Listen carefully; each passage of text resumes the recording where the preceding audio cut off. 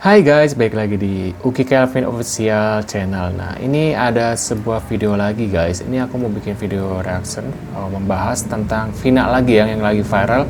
Ini videonya itu Hotman bantu keluarga korban Vina Cirebon. Ibunya menangis. Wah, mudah-mudahan kasus ini benar-benar cepat terselesaikan guys, terselesaikan dan para pelaku cepat tertangkap guys. 3 pelaku ini sudah 8 tahun sih ya, ini benar-benar keterlaluan banget sih menurut aku guys.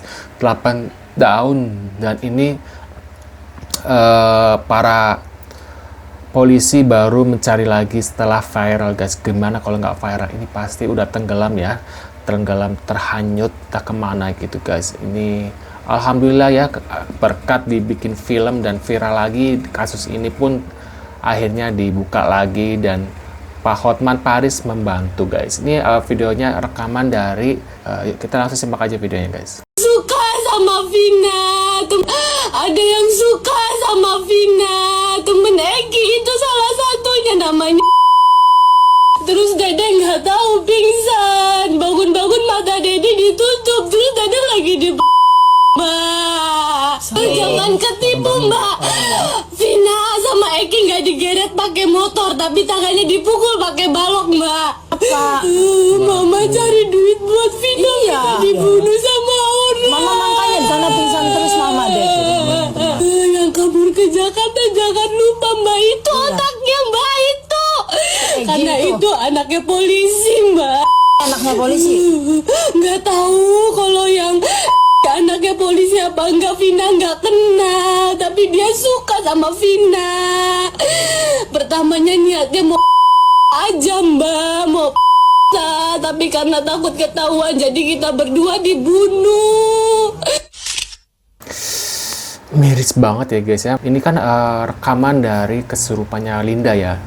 Entah ini benar-benar kesurupannya Linda atau emang Linda ini melihat kejadian sebenarnya guys. Karena konon katanya tuh Vina ini dimakamkan, beliau itu nggak ada guys. Si Linda nggak datang ke ngelayat gitu ya ke Vina guys. Itu yang membuat netizen atau orang-orang tuh bertanya-tanya kenapa Linda tidak datang pas acara pemakaman dari Vina guys. Itu yang menjadi ini, apakah karena saking terpukulnya atau gimana guys?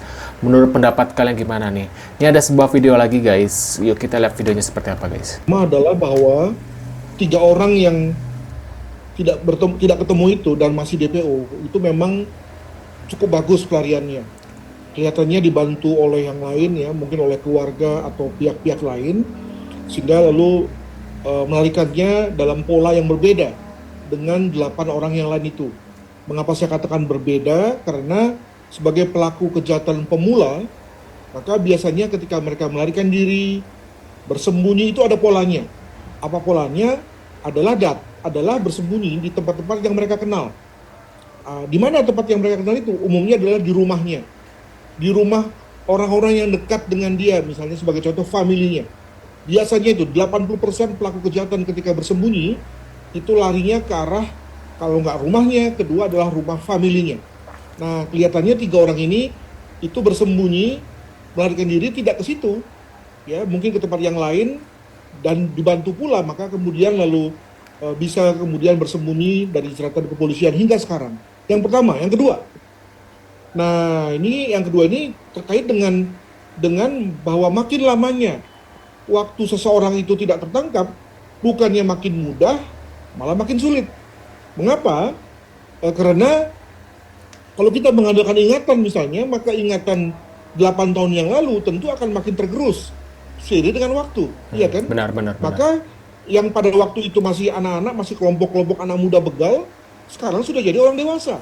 Sudah jadi pemuda dewasa yang mungkin sekali sulit dikenali. Kalau misalnya kita tidak memiliki satu foto lengkap ya dari depan tentang yang memperlihatkan siapa pelaku, iya kan? Nah, saya mendapat kabar bahwa jati diri daripada 3 orang ini juga belum terdata, belum ada fotonya dan seterusnya, sehingga kalau mengandalkan pada ingatan kita 8 tahun yang lalu tentu akan sulit untuk misalnya menemukan mereka yang sekarang.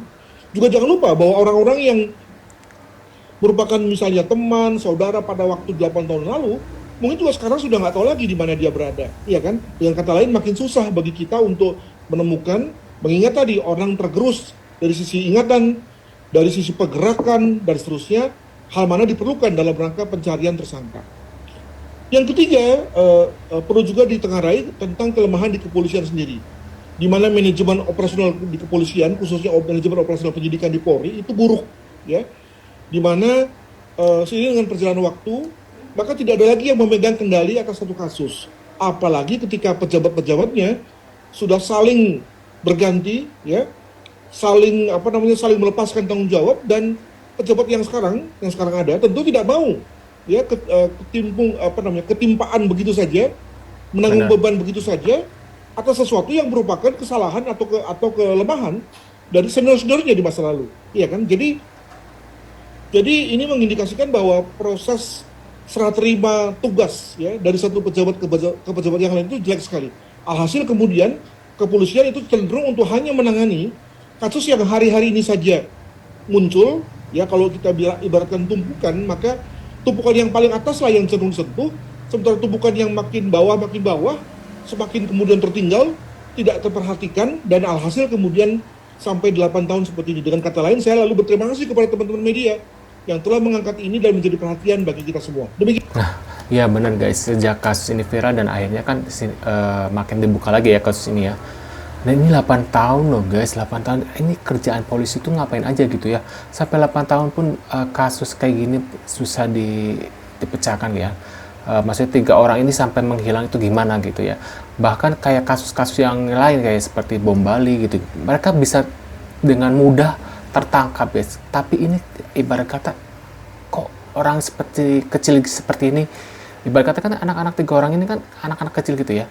Tapi kok sangat sulit, itu kan berarti ada oknum yang membantu supaya anak-anak ini bersembunyi gitu kan, entah mereka ada di Indonesia ataupun di luar negeri sana guys. Ada kemungkinan sih menurut aku mereka pindah ke luar negeri sih, ada kemungkinan yang menurut aku pribadi guys, karena setelah kejadian ini mungkin orang tuanya mereka atau keluarganya pelaku ini kan pasti berusaha supaya anaknya menghilang, dalam arti nggak terjerat hukum guys. Pasti akan menjadi aib keluarga gitu ya, apalagi kalau misalnya anak-anak pejabat. Wow, itu bener-bener wow gitu ya. Wah, ini bener-bener kasus yang sangat-sangat ini guys, rumit. Apalagi masa nggak ada satu foto pun gitu guys ya waktu kecil. Dan pasti kalau sekarang kan 8 tahun otomatis wajahnya agak berubah ya, entah yang tadinya kurus jadi gemuk atau yang gemuk jadi kurus, itu kan wajahnya akan berubah dan kulit pun akan berubah guys. Wah, menurut pendapat kalian gimana nih? Nah, ini ada satu video lagi guys, sebelum ini ada satu video lagi ya. Hatur terus dibantu, Bapak sing kuat, sing sabarnya. hatur terus dibantu, Bapak sehat-sehat. Ini pertama kali dalam sejarah hukum Indonesia Kapoldanya langsung yang meminta maaf kepada ibu korban atas kelakuan dari anak buahnya. Inilah impian masyarakat selama ini. Kalau begini semua polisi, waduh, bahagia kita Pak rakyat ini Pak ya. Wah, kalau polisinya baik hati seperti ini mah enak ya guys ya. Dan mudah-mudahan Pak Hotmar Paris yang sekarang membantu kasusnya Vina bisa terselesaikan dengan baik dan para pelaku cepat-cepat tertangkap guys. Waduh, ini bikin kita geram ya, selama 8 tahun mereka hidup bebas guys. Menurut pendapat kalian gimana? Tulis di kolom komentar. Terima kasih sudah mampir di channel Uki Kevin Official dan sampai jumpa di episode selanjutnya. See you guys.